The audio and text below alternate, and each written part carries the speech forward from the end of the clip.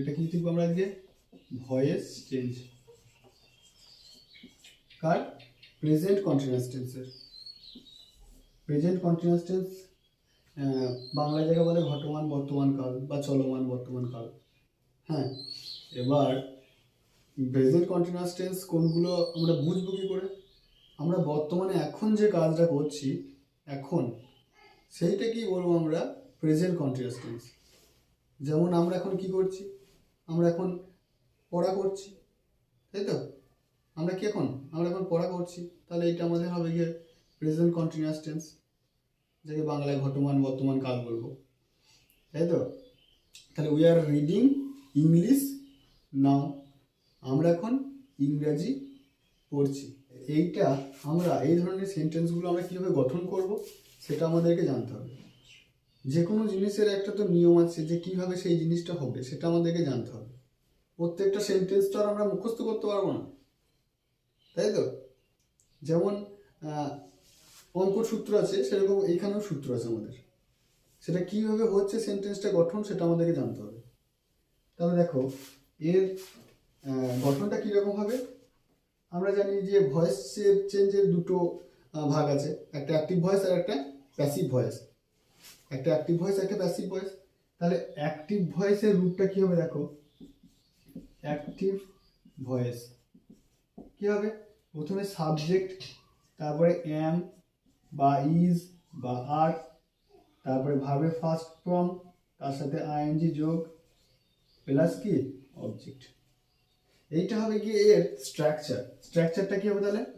STRUCTUR, structure বা কি গঠন।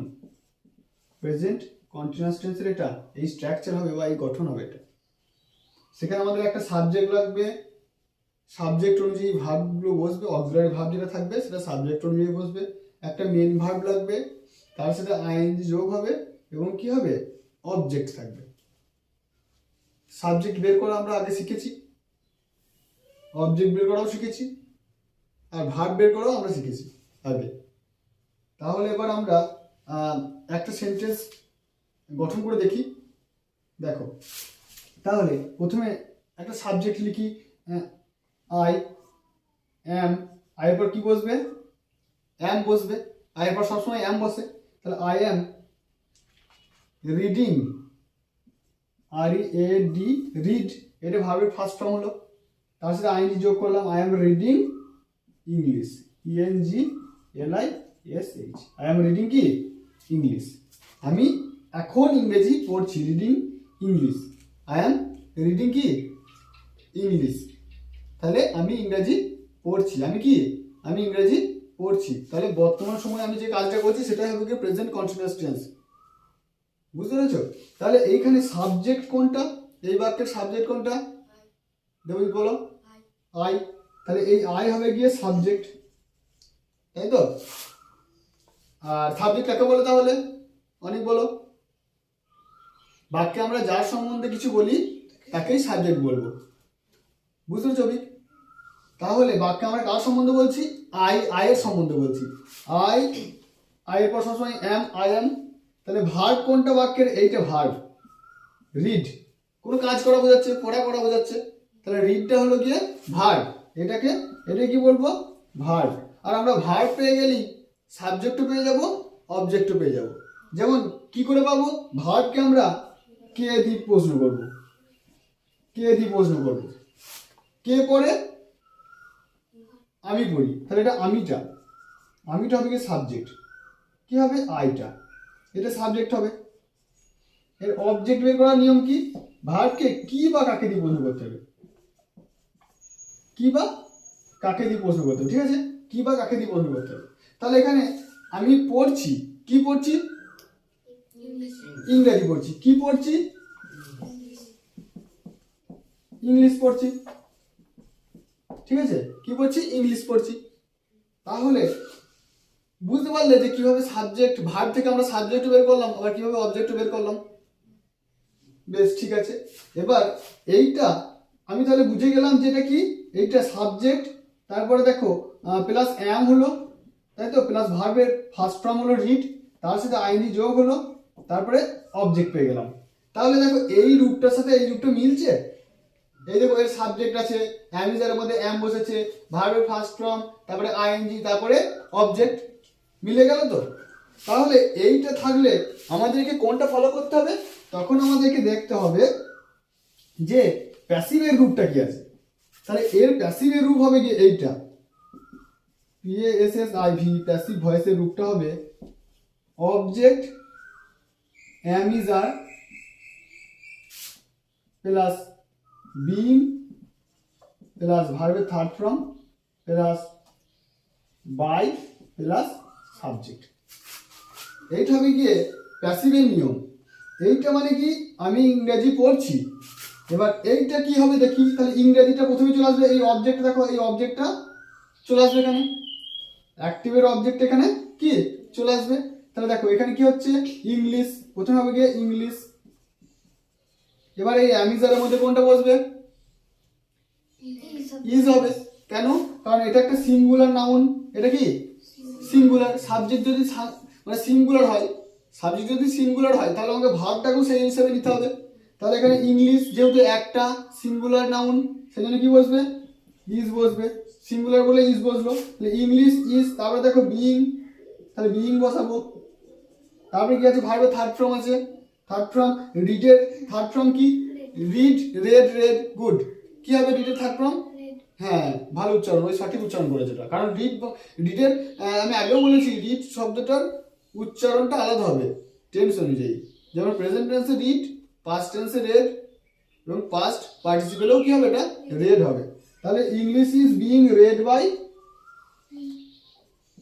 Me.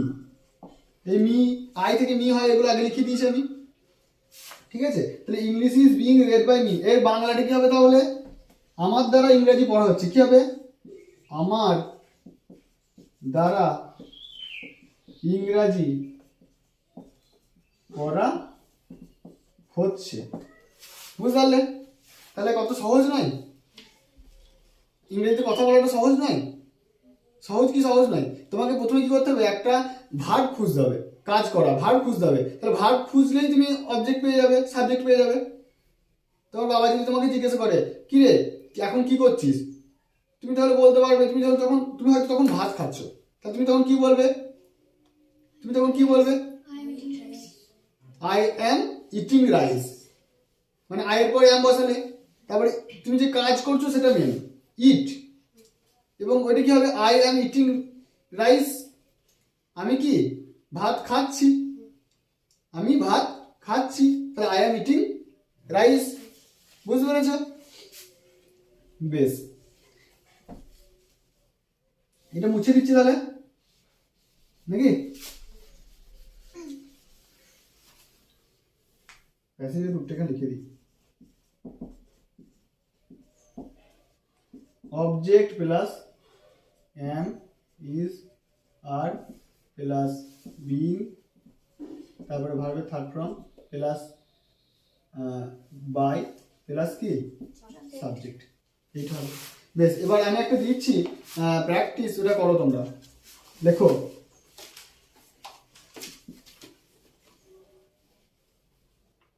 He is watching TV,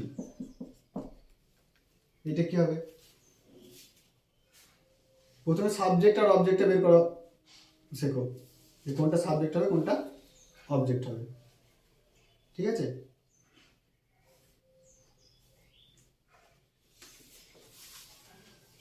দেখো এটা দেখো আগে, বিদিশা বল এটা কি হবে? TV is being watched by him. বাহ, ঠিক আছে। তাহলে দেখো প্রথমে এইটাকে এবার তোমরা বলো যে এইটা, এই ভার্ব কোনটা, হি, না ভার্ব কোনটা এই বাক্যে? ওয়াচ করছে, তাহলে এটা কি হচ্ছে, ওয়াচ মানে দেখা। তাহলে কে দেখছে, কে দিয়ে প্রশ্ন করি, কে দেখছে, কি, কি দেখছে, কি দিয়ে প্রশ্ন করলে কি দেখছে, টিভি। তাহলে এইটা হয়ে গেল সাবজেক্ট, এটা হয়ে গেল অবজেক্ট, আর বাকি যেটা আছে তাহলে অবজেক্টটাকে এইদিকে নিয়ে চলে আসবো, কি আছে নিয়মে, টিভি, তারপরে ইজ, তারপরে বিইং, তারপরে কি হবে, ওয়াচ, WATCHED হবে, তাই তো? ওয়াচড হবে এটা, কারণ এটা কি, এটা তোমার ওয়াচটা একটা রেগুলার ভার্ব, আর রেগুলার ভার্বে কি করতে হয়? ইডি যোগ করে, ডি যোগ করে কি করতে হয়? থার্ড ফর্ম, সেকেন্ড ফর্ম বা থার্ড ফর্ম করতে হয়, সেকেন্ড ফর্ম বা থার্ড ফর্ম করতে হয়। রেগুলার ইরেগুলার ভার্বের চ্যাপ্টারটা অন্যভাবে বোঝানো হবে, ঠিক আছে?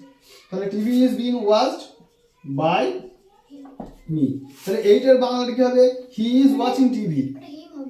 হ্যাঁ, এটা ওটা মি, এটা হি আছে, তাহলে হি, তাহলে এটা কি হবে? হিম হবে। তাহলে টিভি ইজ কি? TV is being watched by him. তাহলে এটা বাংলাটা কি হবে? সে টিভি দেখছে, তার দ্বারা টিভি দেখা হচ্ছে। তাহলে বাংলাটা প্রেজেন্ট কন্টিনিউয়াস টেন্সের বাংলাটা তুমি বলতে পারবে? বাংলাটা তোমার কোনো একটা কাজ বলতে পারবে তো? পারবে না? যে আমি যদি তোকে জিজ্ঞেস করি, এখনই তোমাকে জিজ্ঞেস করি যে তুমি কি করছো, তাহলে তুমি বলবে আই অ্যাম রিডিং নোভেল, আমি একটা নোভেল পড়ছি। অথবা তুমি হয়তো ফুটবল খেলছো বিকেলে, আমি তোমাকে ফোন করে জিজ্ঞেস করলাম কি করছো, হ্যাঁ, তুমি তখন কেউ হয়তো তোমাকে ফোন ধরলো, সে বললো যে হি ইজ প্লেইং ফুটবল, নাকি? সে বলছে যে সে ফুটবল খেলছে, ঠিক আছে? বেশ।